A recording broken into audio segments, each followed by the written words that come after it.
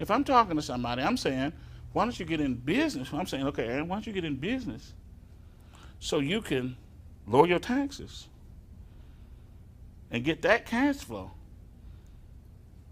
Then, by telling people that you on how to lower their taxes, you're going to build a business on that.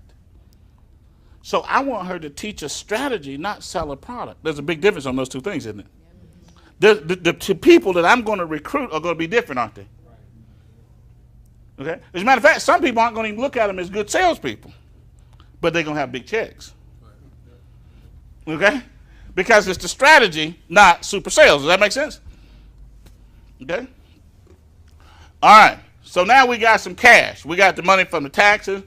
We got the money from the business. Now, we got people in my econ that's getting cash from this business anywhere from $50 a month to $500,000 a month. But let's just be conservative, okay? That's just my nature.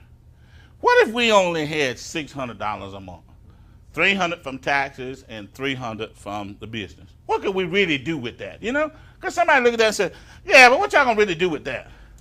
Well, we're going to take that and knock out the debt. Now, if most people in America got rid of their debt, wouldn't that give them another $500 to $1,000 a month? Now we got $300 from taxes, $300 from the business, and $1,000 from debt. Now we got $1,600, right? Now we're going to start investing. We're going to work the money instead of us being worked.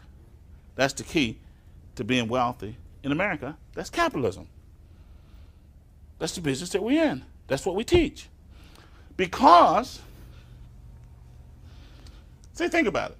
If you go all the way back in your life,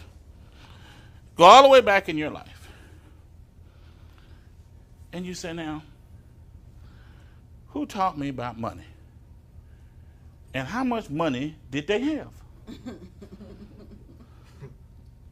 You know? I grew up in a small town in South Georgia, farm community. Ain't nobody I knew had any money. Now, they taught me how to work. Okay, my daddy taught me how to work. And my daddy was big on education because my grandmother was a teacher. And so we knew, so they raised us two things. You work and you go to school to get a good education. So I did that.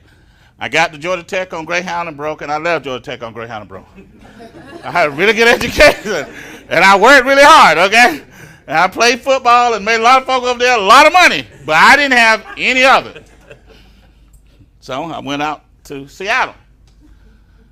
And then I started hanging out with some guys that had a lot of money. I said, well, I think I'm going to do what they do. Because I wanted some money. So I had to go and seek out education on how to create wealth, didn't I? Because if you think about it, most of the financial education you got, didn't it really come from somebody who didn't have any money? Right. Didn't it really come from somebody who just worked every day and worked a job and got a check? And if they really couldn't even do their own taxes, let alone somebody else's, and they really couldn't tell you how to lower your taxes, or they really couldn't tell you how to invest money and get even a 8 or 10 or 12% rate of return on the money. So really, without being disrespectful to them at all, you know, because I love my dad, I love my parents, I love what they taught me, but I wanted to be rich.